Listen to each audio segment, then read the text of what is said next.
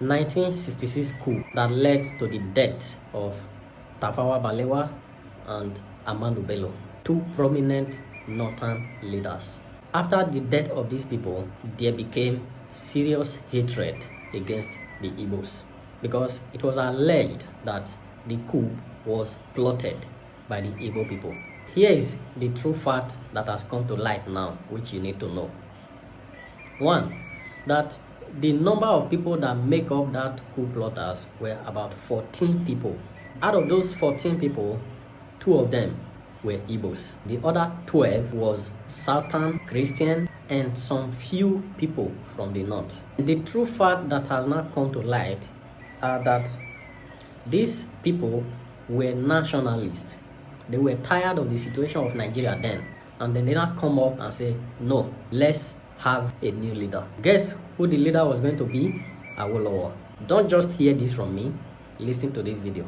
The coup plotter definitely did not have intention of taking over Apase to be the head of state. They had it in mind to put Awolowo there as the prime minister. So how can you now call that an Igbo coup when they had they want the Yoruba man to lead the country?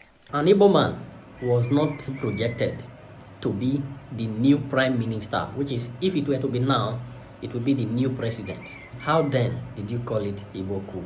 Because it was tagged an Igbo coup out of betrayal, that is what led to thousands and millions of Igbo race who have been buried till date. If you are a good social media person, you will realize recently that even Reno Omokri tweeted it on or before this last 2023 election, reminding the Northerners of what happened before, so that they don't allow Peter Obi to come in. Do you see the impact?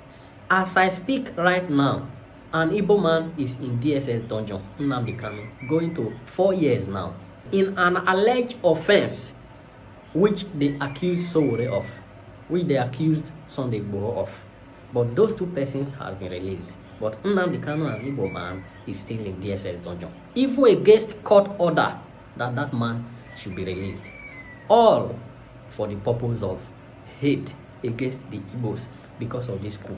Don't just hear about this hate against the Igbos from me. Also listen to Omoyele Sowore. You must understand that this is not just about landmark. There's an Igbo problem in Nigeria. That's why they're holding Nnamdi Kanu perpetually. So do you think that Igbos generally are endangered species in Nigeria? That's the truth. Nigeria did not forgive Igbos since the end of the Civil War. What did they do? Because they challenged the real estate of the British called Nigeria. So, and they didn't forgive them since then. This is the unspoken truth about the country called Nigeria. I haven't shared to you the impact of this coup against the Igbos, how the Igbos have suffered for this coup issue, which they were not the beneficiary. Let me tell you the second one. Military, they rule as per seniority level. The next senior will rule. When that is going, the next senior will rule. It got to a point that somebody vied for position, and that person was Agunyi Ironsi. After Agunyi Ironsi, the next person was supposed to be a Yoruba man. Let me just read from the extract.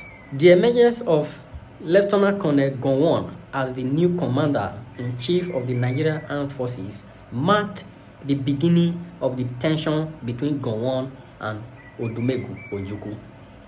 In the early morning broadcast from Enugu, Ojukwu rejected Gowon's emergence as head of state, insisting that in the absence of Agunyi Ironsi, the most senior Nigerian army officer is the person of Brigadier Babafemi Ogundipe should be the head of state and commander-in-chief. Agunyi Ironsi command. Why? The next person is supposed to be Babafemi Ogundipe. That name na Igbo name, that name na Yoruba name. So Ojukwu was insisting and reject Gowon and insist that this Yoruba man is supposed to be the next president or the next military ruler in Nigeria. Gowon no accept am. Now there Ojukwu and Gowon can become enemies to each other. And all of this is what led or contributed to why they not fit reach truce. They not fit reach peaceful agreement to resolve the issue of Biafra or Nigeria when the thing can later crash, enter civil war that over 3 million plus lost their lives. So you see, on 2 different occasions, what led to civil war in Igbo land and led to too many killings in north in Nigeria of the Igbos were actually fighting for something that Yorubas would be the benefactors. Not just Yorubas, but Nigeria at large. But where Yorubas would be the head. You see, Igbo man never hated Yorubas at all. But since they started pushing and promoting false narrative and lies, that is what has degenerated to this hatred that we are seeing today. As we speak, like I said, Nnamdi Kanu is still in DSS dungeon. The whole of these lessons we are supposed to learn from this revelation is that let there be an end to hate on Igbos and immediately release Nnamdi Kanu as Api Court have ruled. Please, Mr. President,